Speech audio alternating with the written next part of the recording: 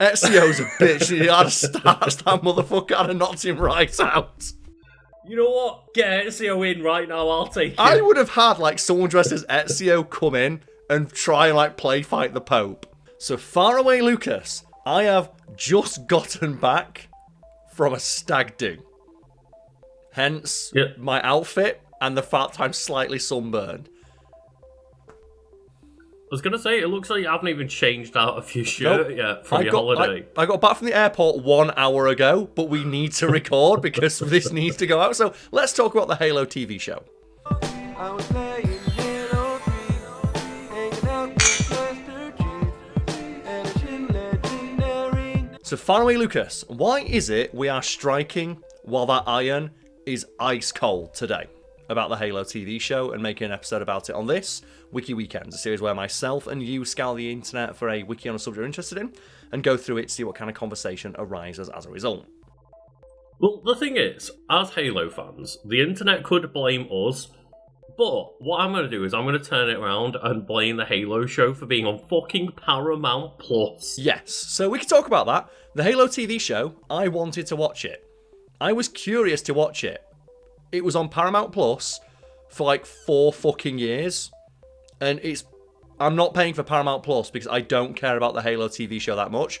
Put it on anything else. What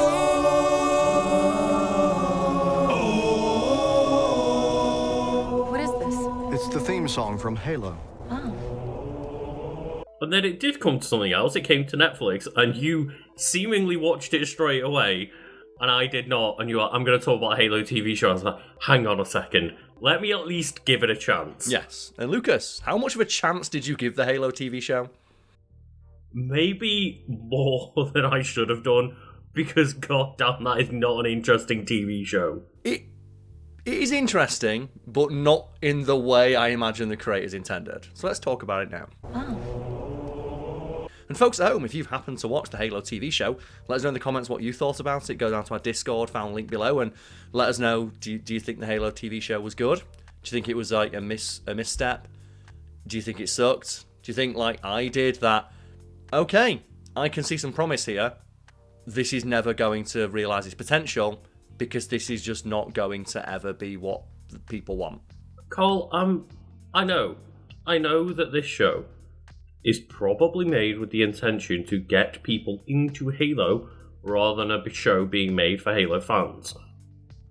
That being said, I am so fed up of waiting an entire season to get to the point of a show. Just give me the Halo. Oh. Yeah. So Halo is an example of a Surf Dracula. And Surf Dracula is a term created by someone on Twitter. I'll put the original tweet up now to give the author credit. But the summation is like, yeah, back in like the 90s, if you had a show called Surf Dracula, you'd have 24 episode seasons, and that fucker will be riding his surfboard in every episode. In like, modern day television, Surf Dracula is a 9 episode miniseries where he gets the surfboard in the last 5 minutes and he gets cancelled.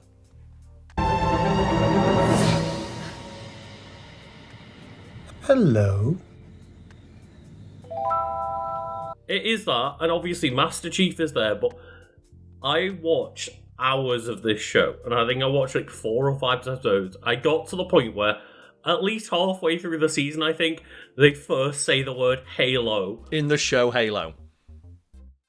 I'm like, did you ever play Halo Combat Evolved? Do you know that game where you just get dropped off on the Halo second one? It starts on the Halo, right? But Lucas, let's get everyone on the same page, specifically this Wikipedia page. So, Halo is an American military science fiction television series developed by Kyle Killen. That's a name. Stephen Kane for the streaming service Paramount Plus. Boo! Fucking boo! Killen and Kane made this show, Karl. That's a duo. Killen and Kane, right? Man, they should make a Kane and Lynch show. Right? You know what? No, they shouldn't, because that game fucking sucks. Army of Two was way better because it was stupider. Well, yeah, boo Paramount Plus. Also, boo fucking, HBO Max. Can you even get HBO Max in the UK yet? Do you mean Max the place to watch HBO or something like that? It's not even HBO in the name anymore. Because I remember, are you going to watch House of the Dragon? I fucking can't. It's not HBO Max. Isn't in the UK. So, our equivalent of HBO Max, it all just gets put onto Sky. And I'm not paying for Sky. Like Sky's like for Americans, like what are you talking about? Sky's like a cable service. It's £70 a month. It can go fuck itself. Like, you can get it on Now TV, which is a part of Sky, but then even that is like confusing bundles that are overpriced and just absolutely fuck off. I already paid for too many subscriptions. Yeah, like every time we talk about this in the group chat, our one friend who's like really anti-technology just posts a Squidward gif of like future. But me and you being like, well, we have to consume a lot of content for our jobs, and also we kind of just like watching TV. Me and you love the idea of like background noise, right? Like, yeah, and that's one thing I will say is normally I always talk about the fact that a lot of the TV show and movies that I watch, I like will have a game on, and I'll watch it side by side, or like be on my Switch and watch it on the TV. I watched the first 3 entire episodes. I raw dogged it, Karl. You went straight in. You're like, were you like Bart and like his classmates of like, when do we get to the fireworks factory? I'm like, when do we get to the Halo? So we got one sentence into this like Wikipedia page, Lucas. Based on the video game franchise created by Bungie and developed by 343 Industries, the series follows the 26th century war between the United Nations Space Command and the Covenant, a theocratic military alliance of several alien races determined to eradicate humanity. And one thing I give the show props for is the fact it delves into the fact that, yeah, the UNSC are fucking villains.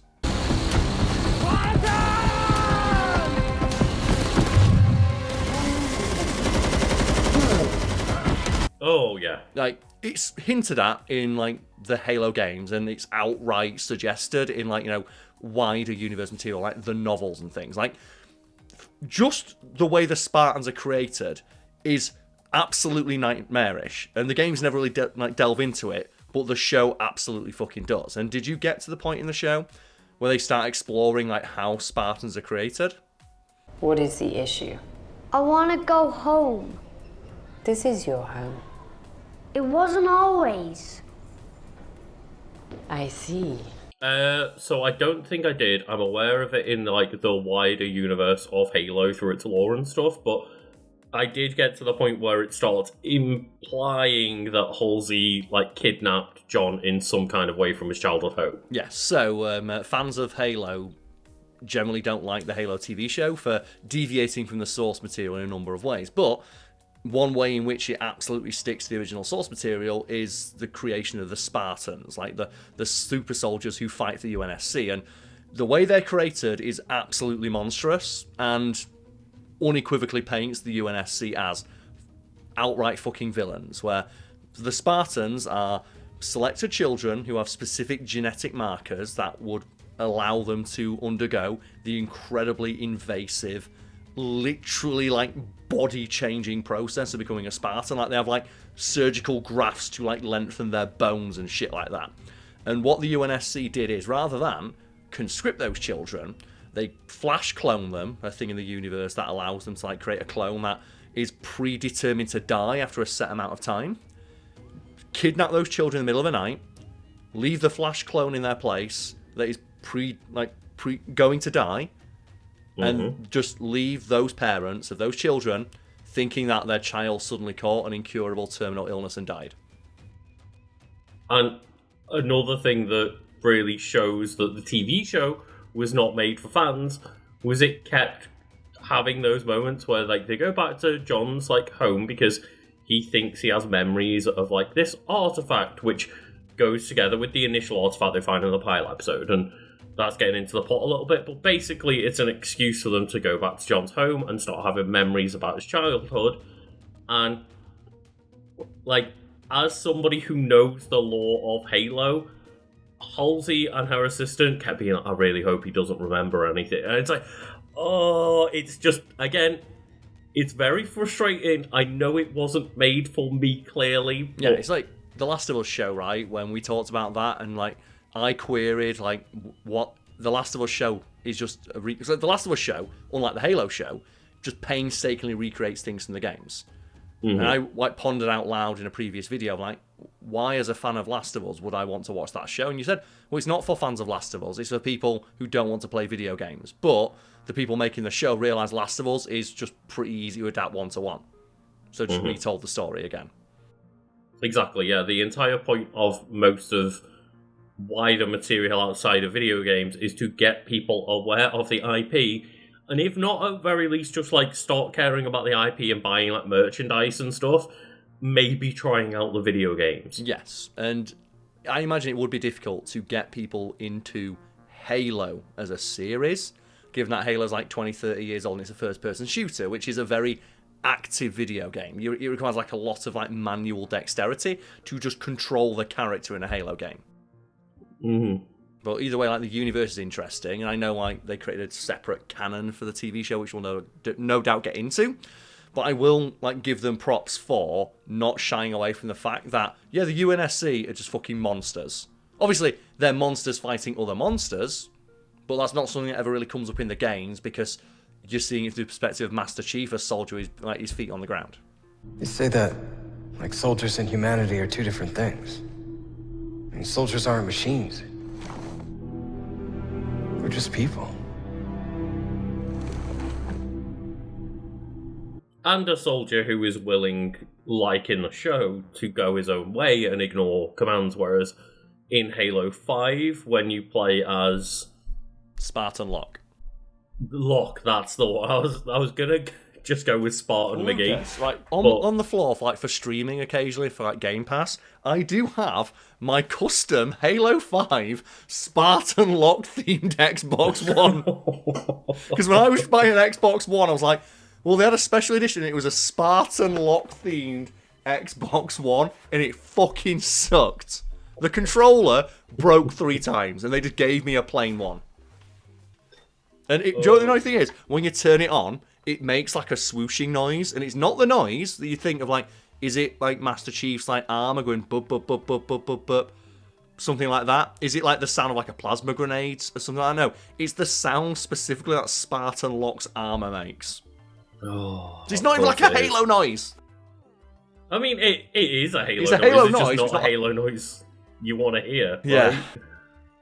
But, yeah, when you play as Spartan Locke, you play the first part of the story under the perspective of, like, oh, Master Chief has gone rogue and is the bad guy. And it's like, no, Master Chief went rogue to continue to be the good person. Yes. So, if anyone's curious here, like when we say like the UNSC are the bad guys, but you play as Master Chief. Master Chief is the exception because Master Chief is like he has like the unwavering moral compass. Mm-hmm. Like he is like the best of the best of the best, and like you know throughout the novels and stuff, he does question if what he's doing is right. And he also has access to Cortana, who gives him invaluable amounts of information and perspective. Yes, which the show does delve into. It's just. Man, it's a fucking slog to get through. Especially as well with it just keep cutting to the side story with the lady on the planet that I don't care about. Yeah, because I remember talking to you and saying, like, look, Karl, watch episode 1. I think it was alright. Like, I think I'm kind of on board. I'll watch a bit more. Let's talk about this when I get through it. And you were like, yeah, man, it's okay, but fuck that other character. And I was like, They don't seem too bad. They were alright in episode 1, and yeah, I totally agree. Just it becomes just an absolute stopper at every turn to the actual story you give a shit about. Like every time I watch a scene featuring like that character, and I don't even recall the name. If do you remember the name? I think it was like Kai, maybe. No, Kai's like the Spartan who's actually good. I think it's Quan. Oh yeah. Like Quan Ha, right? Because I watched it like a month ago, and I've been waiting for you to catch up on it, but. Like every time I watch that, I'm like, man, someone on production really like The Mandalorian. Yeah.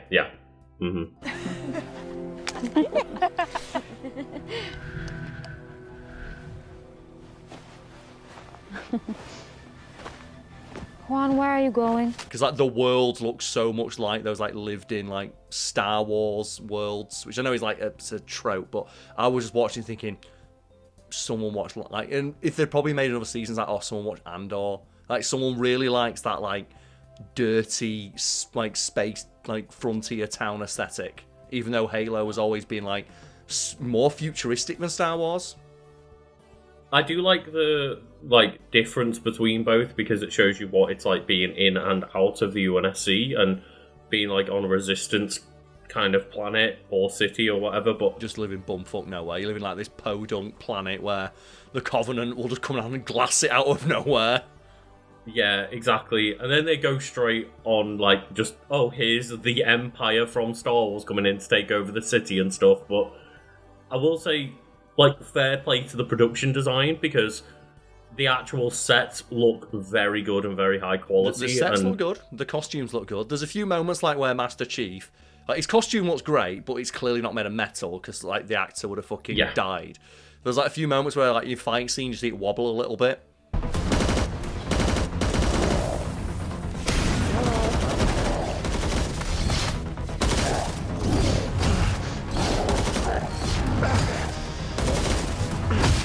The action scenes are clearly, it's probably too low budget to pull that off effectively, but the actual just out of combat and action, the production and the suit design and the costuming, that's all done really well. Yeah, and I will say, I'll give them props for just giving people regular guns. And I know when the show was like first airing, there were a lot of complaints like, why are all the humans wielding like AK-47s and stuff like that? The answer is that in Halo, every weapon was designed to be held by the player. Master Chief, a 7-foot-tall super soldier who weighs half a ton, wearing bulky power armor. And that's why in like the Halo games, whenever you give a gun to one of your men, like the fucking assault rifle is like the size of a keyboard. Right? Yeah. Like, I'm talking like, you know, a keyboard that you play, not like this keyboard.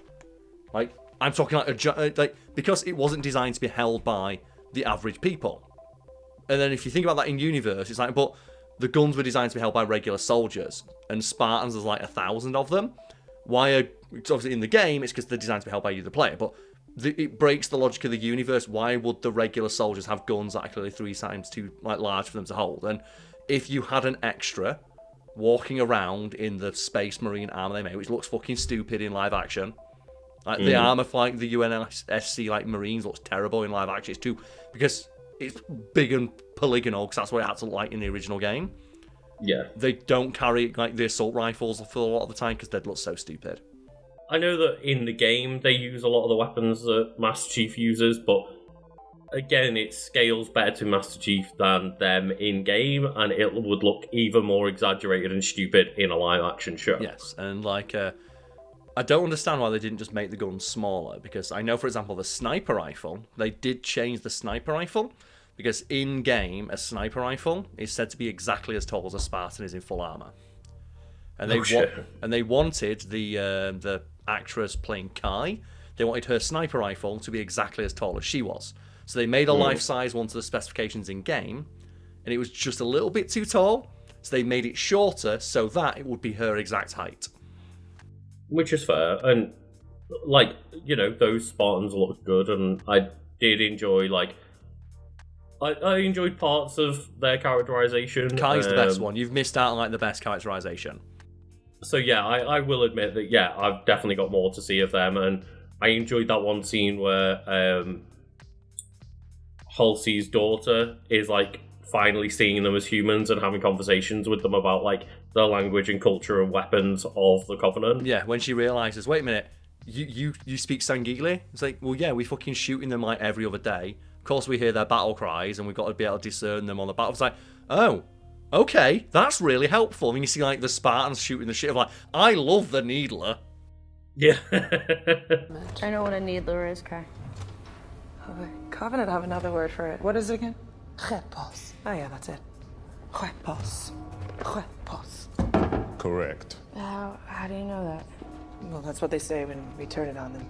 And, like, Kai is the best character. The show should have been about the Spartans. The show should have been about the camaraderie between those, like, characters and them as a unit falling apart as John makes the realization that, oh, shit, we were kidnapped. And you could have, like, half the group, which some of them do, like, you know, toe the company line, don't believe John, and other ones that side with John.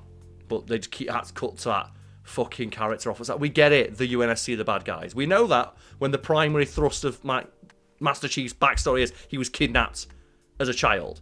We know they're bad. And also, episode 1, where it's like, oh, there's one survivor that's, you know, a prisoner we have under our capture. We can basically just silence them. It's like, no, murder them. Yeah. Like, we get that. You don't need to put... Also, that moment is fucking hilarious and pissed me off so much where you have the person come up on screen and say, hey, you're a survivor. You saw the Covenant glass your planet. There are other colonies out there like yours that don't believe us when we tell them the Covenant are real. Would you mind just telling them that the Covenant are real? And she's like, no, I'm going to lie about it and say you did it. And he's like, I get it, you hate the UNSC, but they're asking you to confirm the aliens you saw are real so they don't go and glass another fucking planet.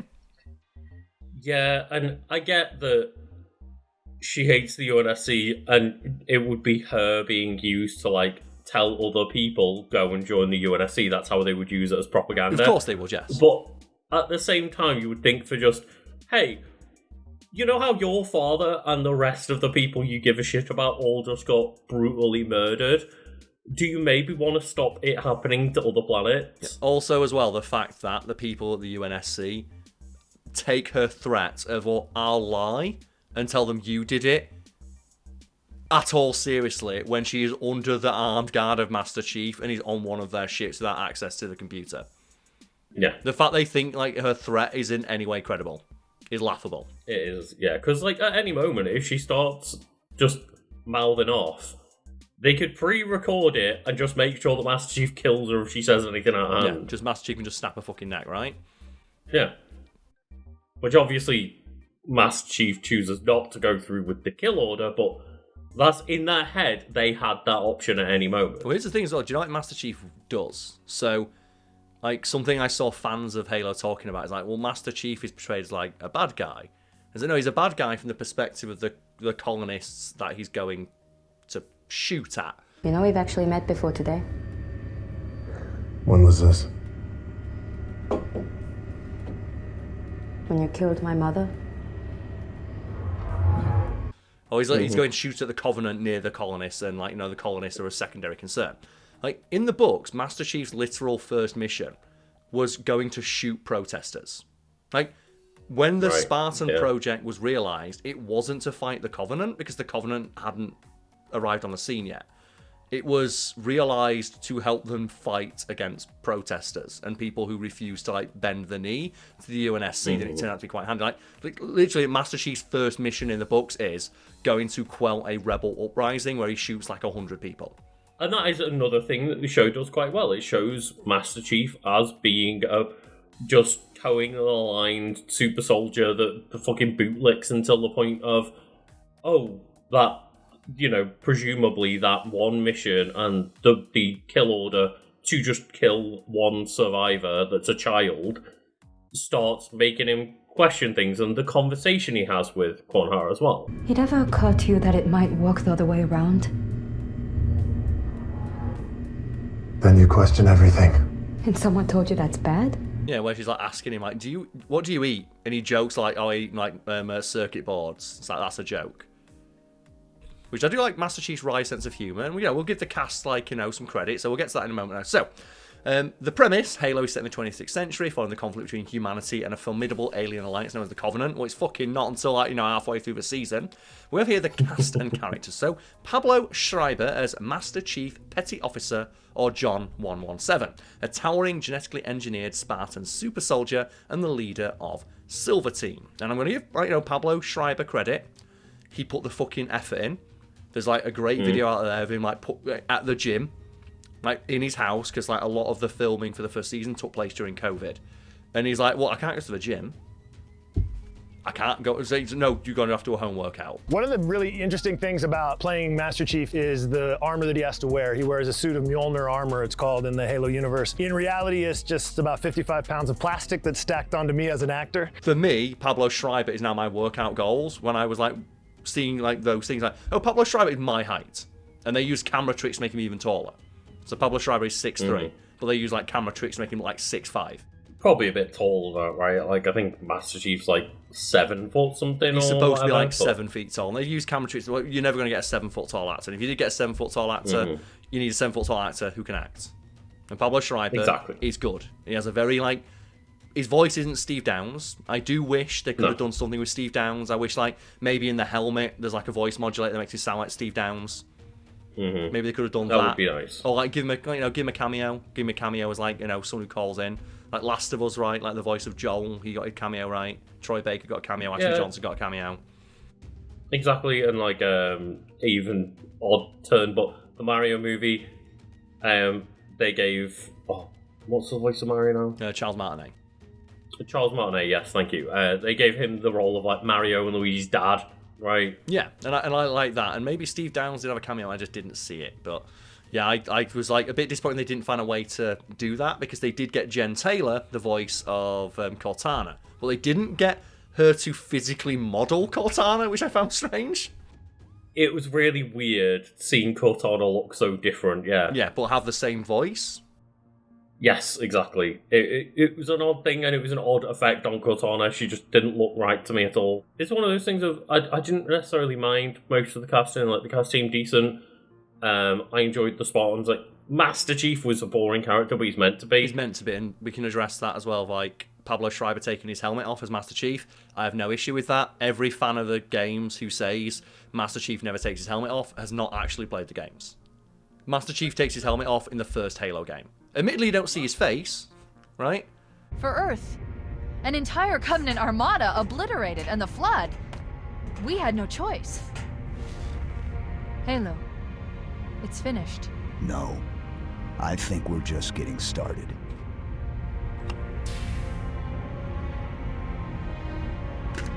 Yeah, Master Chief takes his helmet off when he's not in combat, which happens a lot in the show, but not much in the game. Yeah, like literally the end of the first Halo game is Master Chief taking his helmet off because the mission is done. And all the books talk about how Master Chief always takes his helmet off when he's not on mission. The problem is, he's always on fucking mission.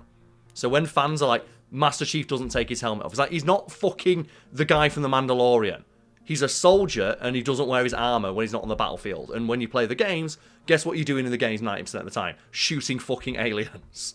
I think we're just getting started.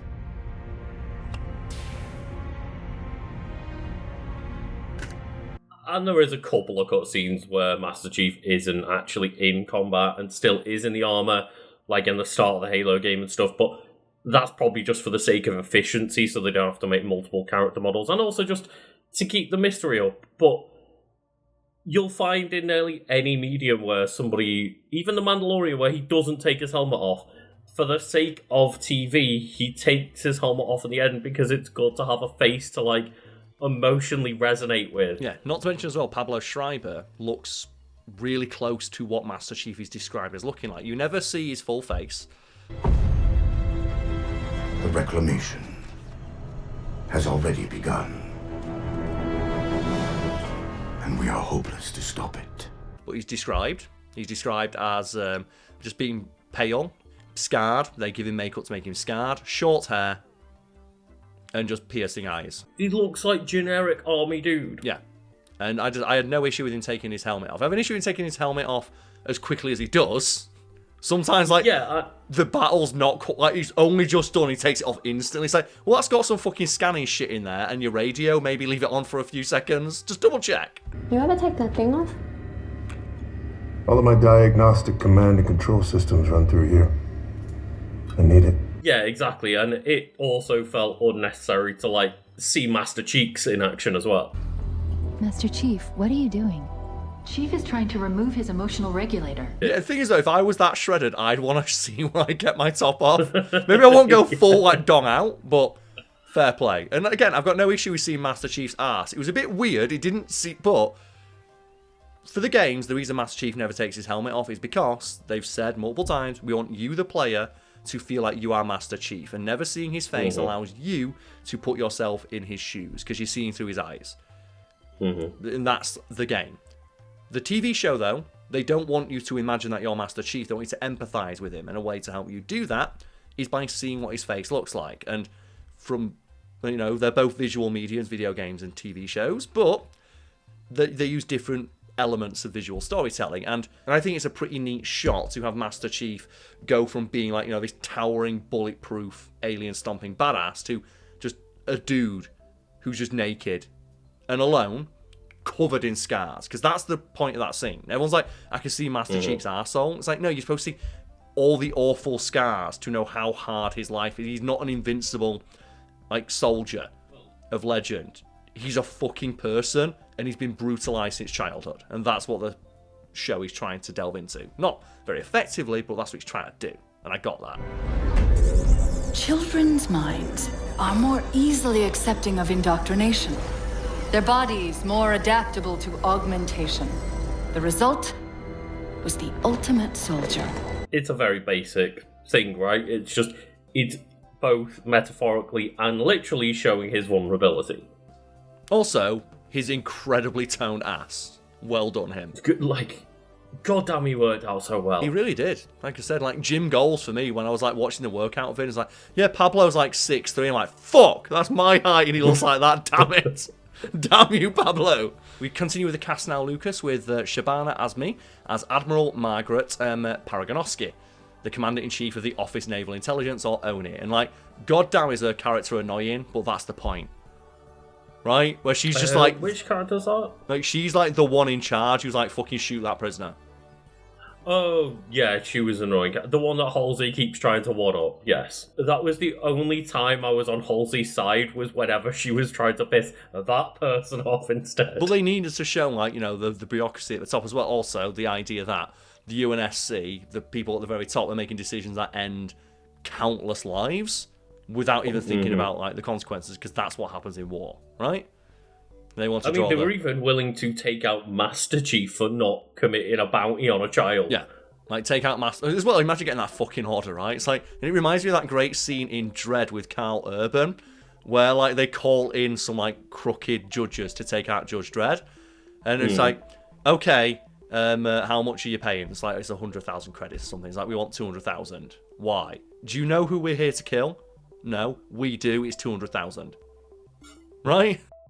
It's they accurately portray just the idea of, oh, well, what do we need to do?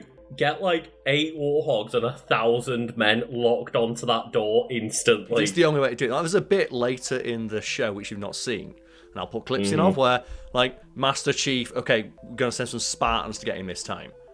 And he's out of his armour, and out of his armour, he fucking puts his working, he picks up 50-pound dumbbells.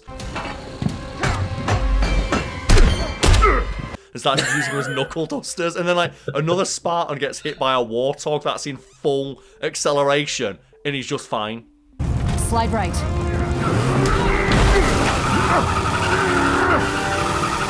One scene that I like to call out of being rad as fuck, because it was a similar situation where, the Covenant, basically Trojan horse their way onto a human UNSC ship. Yes.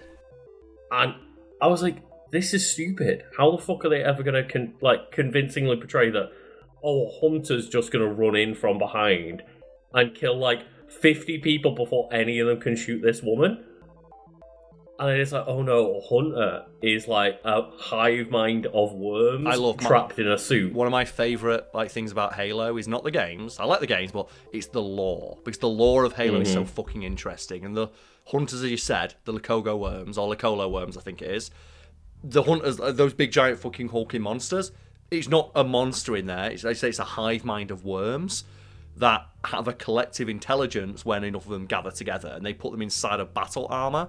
And they say that when they're not in the hunter battle armour, they just live inside the Covenant ships in the walls, and it's fucking weird. And you can just hear them writhing around. It's I like that. And as a fan, I found that really interesting, because I knew what they were going to do. It's oh man, it's the fucking hunters. Because I thought, oh yeah, they show a glimpse of the hunter as she's getting ready to pretend to be a prisoner, and it's oh cool, a couple of hunters are gonna rampage out behind her, and it's oh no, but they've got 50 men locked on her with guns. That can't be what's gonna happen, because that would be too unrealistic. And then I didn't think about, the worms in the walls, and they even have the aliens reference of they're in the walls. Yeah, which obviously aliens being a reference on the Halo series for its aesthetic and some of the action scenes and things like that. I think even in the games, the Marines will sometimes say, if you put the "I would have been your daddy" skull on, sometimes Marines will say movie quotes. I think though, Lucas, if what you suspected was going to happen, just 2 fucking hunters ran in, I think 2 hunters could take out 50 dudes. Oh, I'm just saying, I'm not sure they could without one person killing that woman first. Okay, without killing the woman. Now, the hunters would be fine. The hunters would be fine. Yeah, like 50 dudes with machine guns are not killing the hunters. No. Right? Like I've seen when I'm playing through the games, and I let the AI try and fight a hunter, and I just look and I just see the hunter backhand one of the regular Marines, and he just goes into orbit. And it's like, the last I saw that fucking Marine was on a radar screen. Good luck. Yeah, I had no problem with the idea that the hunters were going to be okay. It's just like, I just imagine running in and just beating the shit out of everybody. Because like, the hunters are just like fucking alien gorilla monsters made of worms, and they're terrifying. But we continue with the cast now. Natasha Kolzak as Riz028. And I do like all of his team. I've got no issue with the Spartan team. I wish there'd been a bit of focus. Yeah. Like, the camaraderie is really great. So Olive Gray as Commander Miranda Keyes. Like, she's got a decent enough arc. Like, I like that she's like trying to figure out the Covenant. And then everyone else like, why don't we just shoot them? It's like, do you know what makes shooting them easier? If we know how to kill them. Do you know what makes like stopping them from glassing our planets easier, or predicting when they're going to do that? Knowing how their language works. I love that one of the first things that the Spartans tell her, I think it's something along the lines of like, oh fuck, or like retreat or something like that. Or just basically one of the things that they're most familiar with, or one of their favourite Covenant phrases, is when they just panic and see Spartans. Yeah. Which I like as well. Like, the thing is, in the games, like, all of the like Covenant are terrified of Master Chief. Everyone's terrified of Master Demon. Chief. Yeah, the Demon. Or the Reclaimer. Like, he has like these like grand titles, and what do his mates call him? John. And they even make fun of like, oh, have you ever seen a grunt beg for his life? It's quite funny, actually. To be fair, in the games God. it is. It really is. Yeah. And that's the thing, like, when you think about it, it's like, it is. Because, like, especially when you got the I would have been your daddy skull on, and you stick a grunt with a plasma grenade, and it says not again. You're like, wait, what? And then it just detonates. And they, like, run backwards into their own group of allies. Ah! To be fair, I'd do that. I'm not going down on me, you're coming with me. Like, highway to hell, baby. The next cast member of it is Yerin Ha as Quan Ha. A boring, nothing dishwater character who is like an absolute flatline in every scene they're in. That storyline is not interesting. I enjoyed that character in the first episode, but it was just, as I say, it was used as a way to just stall out the main plot line. Do you know what her scenes should have been? Her scenes should have been like mini webisodes. Do you know, because they didn't require like the big special effects and costumes. If they'd have like released like, you know, parallel to the show, mini episodes set inside the world of Halo. Do you remember like Walking Dead would do like its webisodes, like here's how this zombie got here, and have like 3 actors in it, and they just have like one zombie. And it's like, here's the story of how this zombie arrived here, right? And could have potentially been used as a way to like preview the show without giving away spoilers, and maybe get me to look at Paramount Plus. Yes. Kate Kennedy as Kai 125, and she's the best like member of the cast besides like Pablo Schreiber. Like, you've not got to it yet, but has she been injured? No, they've not. But I found them the most interesting character in the show so far. Just 100%. Like, they're my favorite character in the show. So how far into their storyline did you get? Because obviously, full spoilers for it's been out for a year. So the last thing that I had seen with those characters was essentially when they had that interaction with Miranda Keyes, and they basically were like, oh, hey, it's nice that you actually seen us as human beings now and not just as weapons that your mother created. Okay, so at some point in the show, because you don't give a fuck, I'm guessing, you're not watching any more of this show. Oh no, I'm fully talking about this right now because it took 4 or 5 episodes to say the word Halo, and I went, I'm out. Okay, so at some point, like, Master Chief realizes that there is a chip in his spine that inhibits his emotions. Like, so it's making him a better soldier, because he's already taken that out, yes. So Kai takes hers out. And there's a great moment where she got blood on her hand, and it's the first time she's felt pain.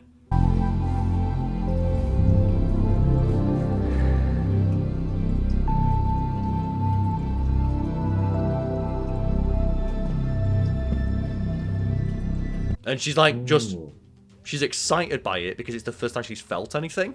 And she just runs the blood through her hair, and for the rest of the season has a streak of pink in her hair. It's like, you know... She'd already put the streak in her hair and asked Miranda, like, hey, do you think this looks stupid? And Miranda's like, I'm not going to argue with Spartan. And that reminds me of a similar scene. So she's now got emotions and she's able to actually experience the world. She can, obviously, the idea of the chip is, well, soldiers who don't, get squeamish when we ask them to shoot protesters are the best kind of soldiers. Whereas she, in that moment, is experiencing emotion, both negative and positive. And she immediately marks that by giving herself a streak of individuality. She does something that she wants to do to make herself look different. My hair. It's awful. No. I just don't know what came over me. And I like that, and from that point onwards, she just keeps developing more and more individuality, and it's fucking great. Yeah, even above Master Chief, it seemed like they were the most interesting character just after that one episode where they start delving into the rest of the team, and just, I gave more of a shit about her than anybody else on the show so far. Yeah, she should have been in it more. And also the actress is great, and there's a moment where she's injured, and she's recovering from her injury, and they have this perfect comedy shot. But it's like, do you think Kai's doing okay in recovery? And it smash cuts to her lifting up a fucking warthog. With every, Marine just taking bets on whether or not she can do it. Is she fit for duty or not?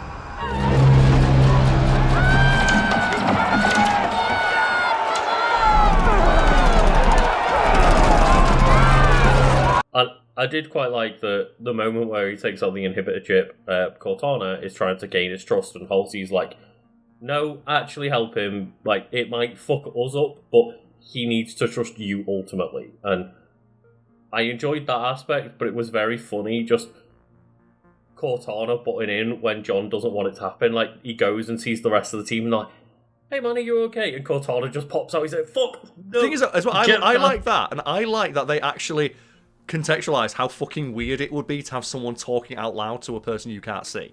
When Cortana's arguing in his head and he's answering her, Chief, are you okay? Because they did capture the humor of the Halo series. That just sometimes it has silly slapstick humor, because the later 343 produced Halo games got too dour and too serious. Yeah. Whereas Halo was always marked by having just dashes of humor and slapstick in there. So, when a grunt gets stuck by a grenade and screams, "Not again."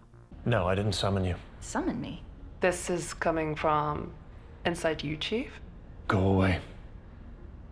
AI off. I'm introducing myself to the rest of the team. Go disappear! That's the thing, is the grunts are essentially there to keep the battles more lighthearted, as well as obviously having smaller enemies to kill, but they could have been basic smaller enemies that don't have as much personality and stupidity. They wanted to give the grunts personality, and everything in Halo has a lot of personality, and Kai has so much. And I just Master Chief getting progressively more pissed off every time Cortana talks to him. He's like, get the fuck out of my head, because that would be annoying. But it's just so funny that he's trying to deny everything, and then Cortana just pops out and introduces herself to the team. He's like, oh.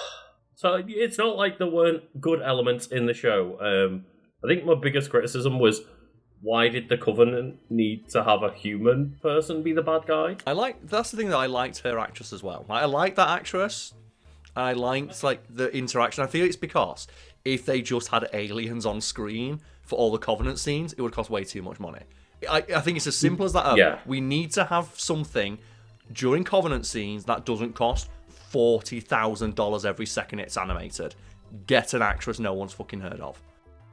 That's probably true. Yeah, you're right in that sense, which doesn't make up for, the fact that the Covenant have got leaders that are aliens that could be used like the Prophets. But I don't want to really give a show that much of a break for budgetary concerns. That's not my concern. I want the show to be good. Because you've not watched that far yet, and probably never will, later in the series, she starts to interact with Master Chief, and I think, again, it's good mirroring there to have a child who was kidnapped by the Covenant and a child who was kidnapped by the UNSC, and see how that experience are mirrored and shared. It actually seems like she was treated better than the Spartans were. You're the demon. That's what the Sangheili call you. I've been called worse. What can I call you? McKee? Yeah, and that's presumably what the show was trying to hint at, of but the Covenant are evil. It's yes, there's something to be done there. And it's that is a thing that exists in the wider world of Halo. It's just not addressed much in the game. So I was at least happy to see that element. And To bring it back to like removing the inhibitor chip, because I just want to talk more about Kai and put more clips in of that character because they're fucking awesome. It reminds me of a scene in Equilibrium. And Equilibrium is a film. I'll talk about it one day because it's hilarious. We've got to put the gun cat scenes in. It's just Christian Bale going, just Danteing his way through a room of people. But they say like everyone in the universe takes a pill that inhibits all emotion, and as a result, humanity is now a utopia, because without emotion, there's no anger. Without anger, there's no fighting. Without fighting, there is no war. But without emotion, there's also no love. And like literally the first time, like Christian Bale's character stops taking the pill that gives him like his emotions back, literally the first thing he does is looks in the mirror. And it's the first time he's ever seen his face. And he just rips like this cover off of his mirror to look at his own face. And I like that moment of acting. And I like that it's maybe being referenced by Kai and Master Chief looking in the mirror and just for the first time seeing themselves as they actually are. And that's the thing, there's a difference between like seeing your reflection and seeing yourself as a human being in that reflection. Which is presumably what the show is trying to suggest. And I hope it is a reference to Equilibrium, because Equilibrium like whips ass. It's a great B-movie. And I've got to put like, you know, the clipping of the moment where like Christian Bale is taken into like interrogation, and you see him like he's got the polygraph going on, and like, you know, where are like, you know, the rebels, where did you like, you know, get all your information from? And it's like, but you're like the greatest cleric we had. The one thing I don't understand is, why did you come here without incident? And he just says, no, not without incident, and just the polygraph fucking flatlines because he just goes into robot murder mode, and just everyone shits themselves. Oh. Shit. Not without incident.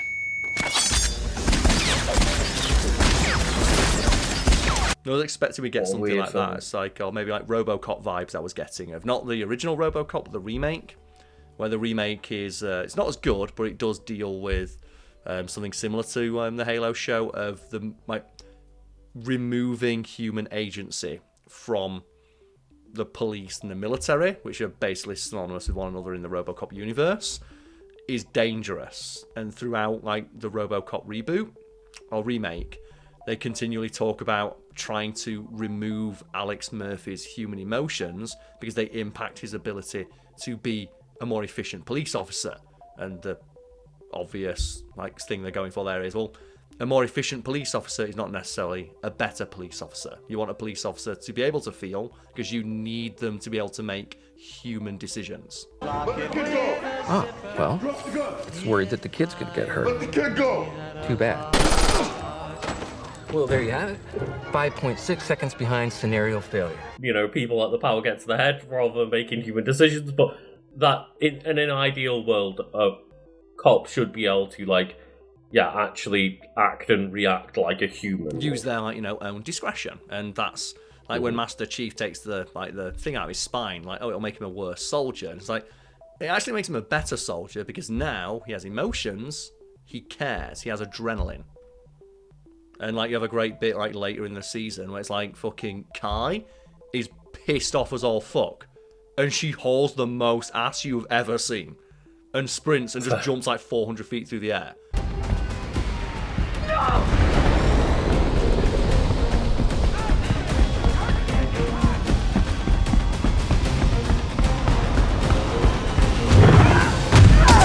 Because now she can get angry, now she can use that. And there's just like one moment where a dude tries back-chatting her and she just lifts him up and smashes his head into the ceiling and instantly kills him. Because that's what would happen, right, if a Smart fucking backhanded you.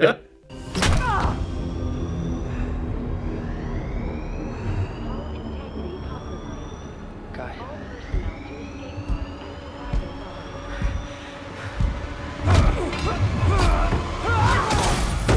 And one thing that did frustrate me, I forgot to mention earlier, is just, we were talking about the weapons, and I don't mind that regular people have to use different weapons, but in that pilot episode, they show the humans fighting the Covenant, like, none of the weaponry works.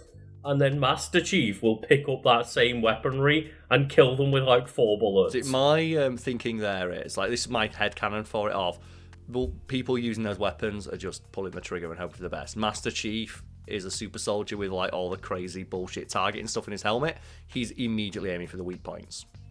He doesn't have to deal with recoil. There's not much of a weak point on an energy shield. No, not really. No.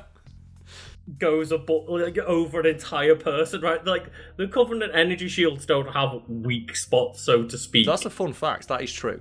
So, something that blows people's minds about, like, Halo 3, because I know it more in Halo 3, I think it is true of all the Halo games, is that shooting in the head only matters for the final shot. And in multiplayer, you can see this, because most people think in multiplayer, like, the battle rifle, for example, in Halo 3, I believe is 4 shots to kill. Everyone assumes that that's 4 shots to the head. That headshots must do more damage. I know your shield takes the same damage everywhere on your body. If you shoot like someone 4 times, like 3 times in the foot, break the shield, and then 1 time in the head, it will kill them exactly. It'll still kill them. But obviously, it's good to learn to shoot people in the head because that means like you don't have to move your cursor around, right? Yeah, it's just good practice, but the actual energy shield just takes a set amount of damage. Yeah, so doesn't matter where that damage is. It doesn't matter whether he's aiming better at the energy shield. He's still aiming at the energy shield with a weapon that did nothing. Maybe he's just built fucking different. You ever think that, Lucas? Maybe he's just got that big Master Chief energy. And like, you know, the thing goes on. We've got like Jen Taylor here reprising the role of Cortana from the games. Like, I'll never stop like being pissed off that when Microsoft like released a smartphone and they released like Bing with Cortana on it. First of all, Bing, fun fact, its working title was Spartan, and the voice thing they called it Katana is going to be Jen Taylor, because it's like, oh, Spartan is your like either your operating system or Edge maybe, but either way, it was designed to work in tandem with Cortana, which made perfect fucking sense. They not only changed the name but kept Cortana, they then also didn't get Jen Taylor for the British version. Only the American version? Because I laughed at seeing on a Wikipedia page, other works, Windows Phone 8.1, Windows 10, Windows 11 as Cortana. Yes, but only in the American version. They got another voice actress That's to do so it. dumb. Because, like, you know what? In like, though, when Windows 8 was released, I still fucking liked Halo, like, as a series. I would have 100% just fanboyed my way into liking the Microsoft phone if it was called the Microsoft Spartan. It had fucking Cortana on it. And there's like some other notes like here. There's reception. It says like, you know, overall 6 out of 10, 7 out of 10 reviews seem to be like, you know, be going around. The second season is like, you know, reviewed slightly higher with like 90%. Just because the second season, which isn't on Netflix, so fuck me, I guess. Like, focuses more in on like the Master Chief storyline, and they bring the Arbiter in. So it's like, fuck yeah, Arbiter, let's go. And then, I mean, the next question then is, does it mention who voices the Arbiter? Let's find out. Okay, so season 6. I've already scrolled down to like reception, but like season 2, who plays the fucking Arbiter? 'Cause, like, okay, so it's if it's not fucking Keith David, Karl. No, it's Victor. It's Victor Akerblom as Arbiter Val Gatane. Because I understand why they can't have Steve Downes being the Master Chief when he's, like 80 or something. Yeah. But Keith David could voice the CGI character, the Arbiter, still. They should have got Steve Downes to voice the Arbiter.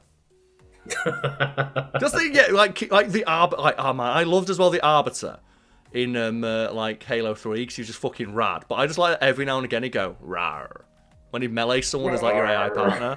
And I guess we're gonna talk about like the fucking elites. I've got to give the shout out that I always give a shout out to of fucking Shipmaster from Halo 3, where like they roll up as like a squad of like 30 Covenant ships, and then like a billion brutes turn up, and they go like, Shipmaster, the brutes outnumber us like 25 billion to 1. It's like, then it's an even fight then, isn't it? Just fucking, he's like, let's go. Brute ships, staggered line, Shipmaster, they outnumber us 3 to 1. Then it is an even fight. All cruisers fire at will. Fucking Shipmaster. But yeah, the second season's apparently reviewed more highly than the first one. When it comes out, I'll probably watch it, but I'm going to be annoyed knowing that season 3 was cancelled. So, and it ends on a cliffhanger. The Netflix special. I told you, serve Dracula! Also, they don't play the theme song because they didn't have the rights. In the second season, they did get the rights. Like is it Martin O'Donnell who did like the original soundtrack to Halo? There's something to do with like some legal issues with him where they couldn't use the original Halo theme song, so they used the Halo theme song we have at home for the opening credits. It's like that just already left a sour taste in my mouth when it comes up. This is Halo, and they don't play the fucking song. Sorry that I haven't made our bed. I didn't feed the dog and now he's dead. Because I'm on the couch like every day, living off a Mountain Dew and Frito-Lays. I'm sorry for the weight that I've started to gain. I'm sorry that my man boobs are causing you pain. Martin O'Donnell and Michael Salvatore that did the Halo original soundtrack. But I believe Marty O'Donnell is like credited for the theme. But yeah, just the fact that at no point did I hear oh, it's like, oh god. But in the second season, apparently that was resolved, so they could use it. So that adds like, you know, another reason for me to want to watch it, because it just feels like the second season realised, okay, this first season, there's some stuff that people don't like, there's some stuff that people do like, and that's normally what like a first season does, right? If it's trying something new, that is okay. Yeah. Let's take the stuff that people didn't like, get rid of that, just write it out. Stuff that people did like, let's just like double down on that, and then you cancel it because you're Netflix. It's the really frustrating thing about the streaming services, especially Netflix, but all of them in general, just sticking with a show for 1 or 2 seasons, because you think about some of the most successful sitcoms of all time, most of them didn't nail it in the first season, and they call it like growing the beard, like Star Trek. Like season 1 of TNG is widely regarded as not very good, but then in season 2 onwards, after like Jonathan Frakes grew a beard for that season, hence the term growing the beard, the show came into its own in a quality sense. A lot like Parks and Rec. Like Parks and Rec's first season, people thought it was pretty good. Some teething problems. Season 2 onwards, they started to nail the formula down, right? And just that doesn't really get a chance to happen much anymore, because even if they start to get things right in the second season, the age of streaming, that shit still gets cancelled. Yeah, it's like it was partway through season 2 for both Parks and Rec and the US Office, where like Michael in the office finally has an episode where like people feel sympathy for him and they realized, oh shit, this is the way that we need to nail Michael.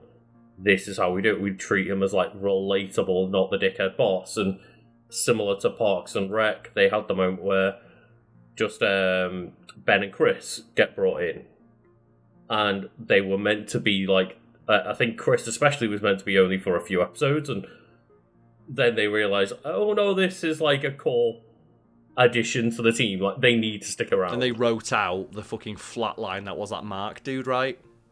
Yes, because he wasn't interested. A few seasons in, I think. Like he was meant to be like a straight man character that would like you know, people's like crazy antics would bounce off of. But they realised he's not funny, he's not interesting. We don't need to have him in the show. Get rid.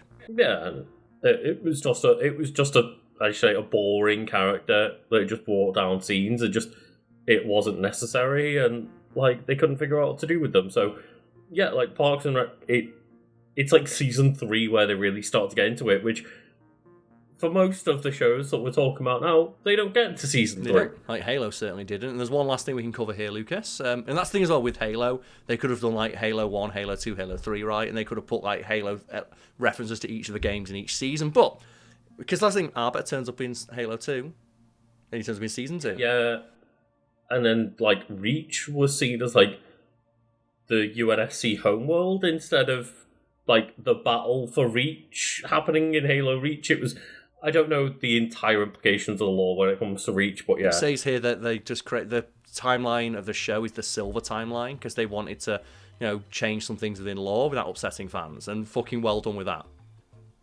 Anyway, like there's one final section here, sex scene controversy. So the sex scene between Master Cheeks and John McKee. I've got to say it once. If I don't say it once, people are going to get mad. Also, John Halo. Right, you've got to say both of those things in a video talking about Halo, right? You've got to call him John Halo, and you have to like also call him Master Cheeks.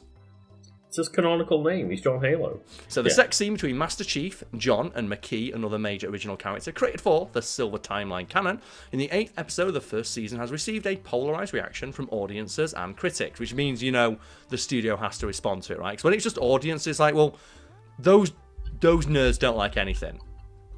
Right? And I include myself in those nerds. But when it's like when critics who actually like whose opinion matters to studios starts moaning, it's like, oh fuck. So Discussions have included whether the scene was contrived and forced. I think the sex scene itself was forced, but the relationship between the two characters wasn't. So my personal take on it, you've not seen the scene, but I do think those two characters and those actors had great chemistry. I don't think they needed to have sex. I think they just needed to have a conversation and maybe shared a kiss at the most, but...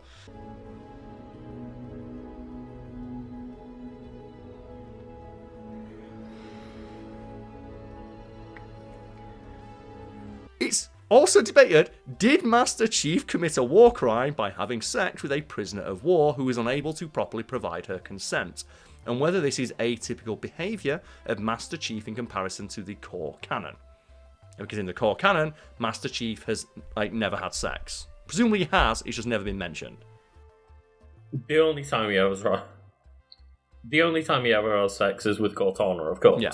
But you know what? Maybe Master Chief doesn't have sex because, maybe his emotions are so inhibited that he's unable to form physical attachments or experience lust or anything like that. That's the thing. I don't know if in the game he ever removes that inhibitorship. I'm not sure think he does. How much truth there is to the inhibitorship thing. I think it's my remembrance of the novels, which I've admittedly not read in a while. Is that it's just the training that causes the Spartans to be so brutal, similar to the Spartans they're named after. Yeah, that's the thing. John comes across in the games as very emotionally detached for the most part, apart from relationship with Cortana. And as we mentioned, Lucas, Master Chief is supposed to be the player avatar, so it makes sense that the player avatar doesn't have sex because the people playing the game are not having sex. It's true. We've never had sex. That is true. As Halo players. How's the thing? If you're a stinky Halo player, you're not having sex. Ooh, girls, get away from me. Right. So, Kiki Wolfkill, the studio head of transmedia at 343 Industries, because obviously Halo is a multimedia franchise. It has novels, graphic novels, books, webisodes, all that sort of thing. And an executive producer of the show, defended the addition of the scenes. And here's the thing. I would love to have been a fly on the wall for okay, who here wants to eat a shit sandwich? It's I don't want to eat a shit. Someone's got to go out there and eat a shit sandwich. Who wants to go out there and defend potential war crimes being committed by our literal flagship characters? Fuck! I mean, that's the weird part, is the potential war crime aspect, but I think of it similarly to when the She-Hulk show was yeah, Steve Rogers had sex, so what? It doesn't matter to the character or the story, but yes, I guess we can confirm that he's had sex. It's of course Steve Rogers probably went out there and had some sex, but that's not the story they were telling. But it can be assumed that it happened off screen. Are you telling me that a well-built, emotionally detached, 7-foot-tall man has never got any in his life? Who's also as well one of the most famous people in his universe. Are you honestly telling me that no one's ever tried it on with John Halo? You know what? I'd play that game. Give me that cutscene, with the helmet stays on. That's what I picture is him walking into the bedroom with the helmet on. Leisure suit John. Well, it says here, so the creative team had, and I quote, a lot of conversation leading up whether or not to do that. There's a lot of the different opinions and voices, which is the most corporate non-fucking answer you can give, right? There were a lot of conversations that were had. There were a lot of different voices in the creation of this product, and we respect and listen to all of them. It's clearly you listen to one more because one decision got made, and that's the one that you listen to, right? It reminds me of the opening of, if not all Ubisoft games, or at least Assassin's Creed games, where it's this game was made by a bunch of different people from different cultures with different beliefs. We stand by nothing we created. All I need to see when Ubisoft does that is give me a big picture of what your board of directors looks like when you're saying that, right? Because I think I like it when games do that, because I like to know the media I'm consuming is created by a broad range of people, because that way I get a broad range of ideas put across, because I'm a straight white dude and a lot of media is made by guys like me, and it's made for guys like me. But sometimes it's nice to have different ideas, or see media made by somebody who views things in a different way to myself.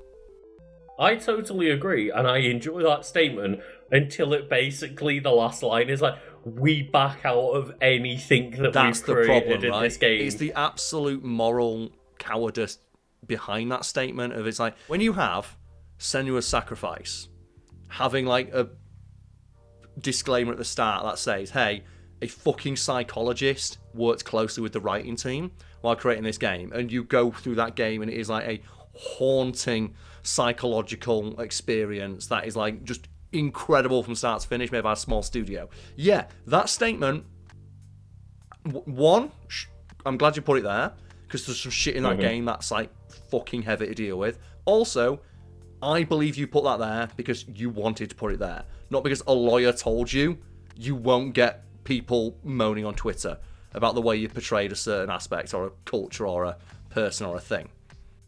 Yeah, not the Ubisoft lawyers coming in being like, you fucking fight the Pope at the end of this game. Put something in that says that we don't agree with like, this, say a Catholic please. help make this, right?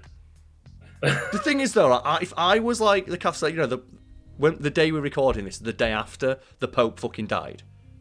Yeah. Like, do you know the Pope, like Pope Francis, was like a bouncer for a little bit?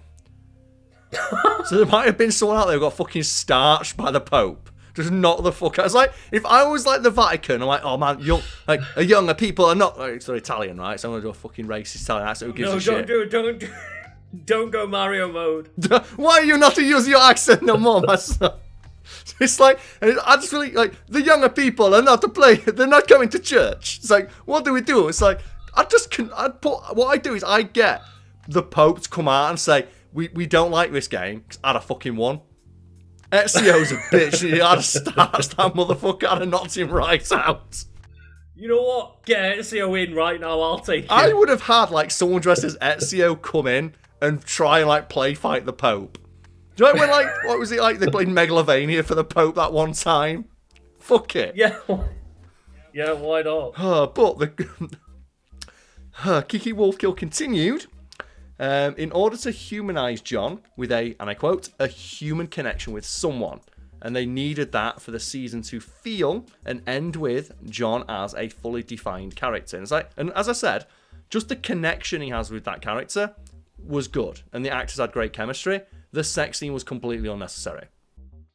Okay, but I wouldn't have minded it if it was like that Homelander Stormfront scene, but between him and Kai, just like destroying the room, going at it. He should have been like, that's the thing. He should have been Kai, and they should have had like super Spartan sex. Like they should have been like, again, you could have had a great comedy shot, or even if like Kai, do you know, like, because now she's experiencing her emotions again for the first. Fuck it, we're making fan fiction about the Halo TV show now. Just some like soldiers like just has like the giant muscle mummy fetish. She's like, do you want to get a drink later? And it just smash cuts to them like making out in an alleyway, and she's like, then you zoom out and he's been lifted up like 4 feet into the air. Again, like we talked earlier about like, oh yeah, you know, a random like big muscly man getting laid. It's like, yeah, also just she could be getting some too. It's like reminds me of the She-Hulk show. The moment she transforms into She-Hulk, goes on Tinder, right? Goes on Tinder, and she's just getting matches left, right, like lean green and it's a lean green and straight up poured into these jeans. Speaking of in super good shape, we have a final quote here from Master Cheeks himself. So he described the inclusion of the scene as, and I quote, a huge mistake, adding that he argued against it at the time, but his opinion was ignored. Which, like, is very meta, right? Of Master Chief says, I don't think this is right, people. This is not the right decision. Fuck you, corporate executives know what they're doing. All he said was, the UNSC told me to commit this war crime. They told me to do it. Like, Cortana was piloting my penis at the time. I mean, Cortana saw it, right? She gave him advice. Like, do you know Master Chief? Because Master Chief at that point doesn't know what sex is, right? So he's maybe like Katana. He's like flipping through the fucking like Wikipedia page for it. Because like she goes through that scene where he removes the chip, and she's like, "Yeah, you know, like you need to be a little bit lower. Put the incision in." He was that what was going on in his head at the time? Yeah, was Katana there of like just like playing fucking like smooth jazz while he was just like balls deep in that woman? Either way, cheers for watching. See you all next time.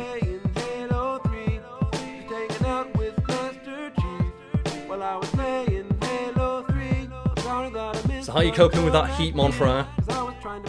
As a British person, just poorly in general, day to day, right? Yeah, but do you know where I don't mind things heating up? Over on our Patreon. Oh, goddamn, yeah. Where we, have a lovely shout out here, and there are plenty of people to shout out this month for our lovely support, or their lovely support. Not our support, our content, their support. Yes, and if you all happen to be watching this for the first time, we have a standing challenge, a gauntlet that has been thrown down. We hope our audience will pick up if they choose and want to support us over on our Patreon. That is, come up with the funniest or hardest to pronounce name possible so that we look like idiots at the end of each video this month. Le Grill? What the hell is that? That is true. Or just come up with like a silly name that's fun to riff on. Or, as somebody has done for the last few months, just put a name in that's easy to grab clips for, right? Yes, or a name that's really, really long, or just your name. Some examples to follow, such as Lucas. Well, the first one would be, I hope I'm pronouncing this correctly, as, stands with all of these names, M. Chambers. This is Mr. Chambers' office. Oh, he's in. Let me introduce you. And M. Chambers is followed closely by Fallopian Starship and the Womb of Doom. And I said I'd buy their album last month when they supported us. I'm not sure I'd buy that album. That's a concept album that would remain unbought, I feel. Well, Karl, you did say that slightly incorrectly because they present the Womb of Doom. Oh, no. That's like a support act, right? Fallopian Starship presenting the Womb of Doom. Yeah, maybe like this really grungy hardcore metal band coming on, like just the Womb of Doom. Like, it reminds me of, I don't know why this joke sticks out in my head, but it's from like Herbs, Sims in the City for the Nintendo DS, where one of the characters you talk to just says, yeah, I was in a band called Show Cancelled and no one ever turned up. That's actually a really solid line considering it's on Herbs, Sims in the City. I don't know why Herbs, Sims in the City is in my head, but hey. Well, you know who's in my head right now looking at the screen, Karl? That is Kicking Bucket enjoys the bit, but they are subscribed to other Patreons, so this long-winded name needs to be changed at some point.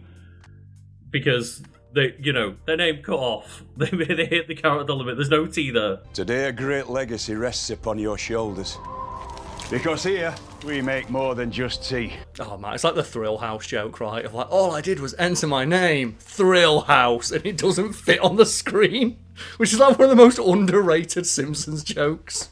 This is great! And all I've done is enter my name! Thrill House! And also one of the weirdest things in Pokemon, right, where Feraligatr just misses, like, the O at the end of Gator, I think it would be, where just Gator, because they hit the character limit and they were like, fuck it, we're committing to that for the rest of eternity. Or Farfetch from the first gen, where it's got an apostrophe in its name because they didn't have enough letters to spell out Farfetched, and just that's the only Pokemon that has punctuation in its name. But wouldn't the apostrophe be as long as just adding the actual letter in there? Sure. Oh, Lucas, and get on to the next name. Oh wait, that's me. And the next name is Tam McKee. Hell goddamn yes. And the name after that would be the lovely Lucille DeSteele. I know I've mentioned it before, but you use like lovely as a modifier. I know. You call me out and I get so embarrassed because like for some reason during recording it's the only adjective I can think of anymore. Is there a reason for that? Is it like just... The reason I say it, if anyone's wondered, like, oh, and I'm joined by the lovely Lucas, because I think of it like, a magician and their lovely assistant. And, assistant, Karl. I see what it is. No, I mean, like, that joking way. Because the back in days, right, joking. of like, oh, my assistant off screens. It's just a habit I got into. Next, he calls in one of his assistants. Be the lovely Lucille DeSteele. Where would he be without them? But I've probably picked up that habit from you, and now you're calling me out on it? Is it like just a verbal widget for you then? Just like one of those like filler words that you use? I think so at this point when recording. I don't use it that often when I'm not recording. That's a weird thing. It's just, I don't know. I have no answer. All of our patrons are our lovely assistants because they assist in the making of these videos, right? So it makes sense. Yeah, they literally help keep the lights on. And by lights, I mean literally the two lights that are pointed on my face. Yeah, right that's not now. making it any warmer at all. I totally swear. So, Tam McKee and Lucille DeSteele, once again, thank you for helping keep the lights on me and Lucas. But the next name I have to shout out is simply Marcus. And when I say the name Marcus, Lucas, who do you think of first? Is it Marcus Phoenix? Marcus Phoenix, yeah. Have you got a favourite Marcus Phoenix quote? And is it just... I was thinking, is it just a grumble or some shit? Or is it like... I can't even remember what they're called. Theron Guards, right? It's just like Theron Guards. Yeah, that's the thing. Like Marcus Phoenix is like the main character of the Gears of War franchise, and he doesn't have a single memorable quote. Every other character in that series has a more memorable quote than he does. Like Dom Santiago is like "Sup, bitches" every time he lands a headshot. Or just the Coltrane go "Woo!" The fact that he says "woo" every time he dies because he fucking loves it. Dude just loves like just rolling around at the speed of sound, as we all would. But Lucas, what name do we have next? Speaking of like rolling to escape things. Well, this is kind of the opposite of rolling, because this is I won't say lovely. I won't say lovely again. God. I'm so sorry. This is the extremely generous B of awesome, and they've managed to just when they someone kidnaps someone and sends a ransom letter. Oh right, and it's like little letter cutouts. They've managed to do that, but with emojis to spell out awesome, and then also there's now 6 B's at the end of their name. All I can think now is to mention Gears of War, it's like the Krill. Oh God, Karl. No. Karl. No! Ah! No. Ah! I couldn't see. It's like, because it looked light enough for me to walk down. I didn't take damage for a while. It's like, all I heard was Karl go, I think I can make it. I think I can make the Krill. So I know you don't like bees, right? Imagine if bees were like the Krill. And you imagine like you go out like near a picnic and just like the bees come in and just completely eviscerate you. I'm not gonna lie, I don't help myself because I don't like bees and wasps, and then I wear shirts like this and have hair like this, and they just go, oh, colour. There's a flower. No, I'd say it's like the Krill. It's like stepping into like the darkness in Gears of War when you're Lucas stepping outside. Just 400 bees come in, just disappear. It's like, but we move swiftly on now to Woo's Williest Wonka. Hell, goddamn. I'm down with that name. WWW. World Wide Web. Let's go. It always sticks in my brain whenever someone says like World Wide Web. The factoid that many people will already know, but that WWW doesn't save any time. Nope. As an abbreviation to World Wide Web. Yep. It actually takes more time. Yeah. Because you go to 2 syllable. You go from 1 syllable to 2. I thought you were going to talk about maybe just the most inefficient abbreviation ever, right? Yeah, like ATM machine or rip in peace, right? I thought you were going to talk about the information superhighway, which we need to talk about at some point. The fact that there was that weird period in the 90s where the internet was exclusively referred to as the information superhighway. Bring it back. Imagine a world where every word ever written, every picture ever painted, and every film ever shot could be viewed instantly in your home via an information superhighway. Bring back like textbooks with information superhighway written on them, and like kids riding keyboards like surfboards. Oh, that was cool, because that was pretty much like Channel 4 and BBC were just co-piloting that ship of making it the internet superhighway, right? Yeah, like the information superhighway or the internet superhighway is like, as well, they'd like present it as this like wonderful thing. It's like, hey, look, here's access to all the world's knowledge. You can talk to all your friends regardless of where they are. And I imagine if they did one of those today, it's like, here's the racism machine. You need it to get a job. What that would mean is you could transform your home into a mammoth interactive entertainment centre, with the odd stock exchange and shopping centre thrown in.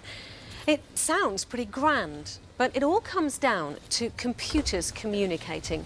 And in fact, that's already happening on something called the internet. Moving swiftly on from that statement, we also have Llama de Llama. And thank you, Llama de Llama, for allowing me to put in more clips of llamas. What llama are you thinking of right now? There's not llamas with hats, I've already done that. So maybe I'm going to get one of those like llamas that just like headbutt somebody. So people go to zoos and they just like slap the nut on someone.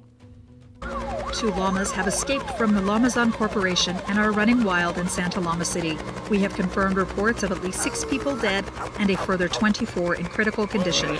I'm receiving word that Lamazon have deployed a remotely operated nuclear-assisted llama destroyer to neutralize the threat. How long until you put a clip in of just Emperor's New Groove, like llama face? I've not seen Emperor's New Groove that much. I've watched it once. You know what? Maybe we'll talk about an episode of Wiki Weekends, and yeah, let us know in the Discord. Do you want us to talk about Emperor's New Groove? It'll make us have to watch it again. I want to watch it again. I watch it all the time. Yeah, but you know what I don't want to watch? I don't want to watch Little Ghost. Because there's something scary about the idea of a little ghost. No, because Little Ghost reminds me of Casper the Friendly Ghost. Is he that friendly? Casper's pretty friendly, yeah. I don't know, he's fucking scary though. Makes friends with, I think it's Christina Ricci, right? Yeah. But I still think he's scary, but I will give like shout outs to the effects they did, because apparently like making Casper the Friendly Ghost was a ball ache, because they had to develop like new technology to render like the translucent Casper for all the scenes that he was in. So, referring to yet another movie that we may cover at some point on Wiki Weekend. You know, I'd love to rewatch it, because I remember rewatching it endlessly as a kid and being scared a lot when his uncles turn up. And I had the game. Do you remember the game? No. There was a Casper the Friendly Ghost game, and I remember there was not a bug, but like a cheat you could do, because you could float up and down. And if you went into one corner of the map, you could float and like keep glitching into the corner until you rose above the walls and fly above all the walls and skip all the levels.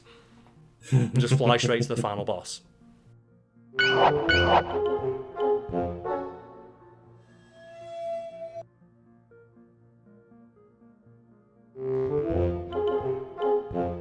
And then ending with yet another reference for a movie that we could cover at some point, because I've not seen the Stallone version of Judge Dredd. Oh, that'd be good. We could do dueling wikis of Dredd versus Judge Dredd. That's the thing, like everyone always gives like props to Dredd. It's like, Karl Urban's performance is so good, and I can never get over the fact you can clearly tell he's clenching his jaw in every scene he's in. He's like,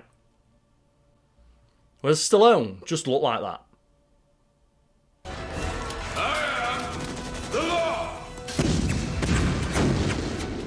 Drop your weapon! I can see Dredd working as a series of movies, but it was also just, hey, here's one good Dredd film. I like the idea as well, that's just one day in Dredd's life. It's not even a special day for Dredd, that's just the shit he does every single day. Yeah, and for the partner, it was literally training day, It was right? their first day, yeah. Like, they get to use the excuse of, it's my first day.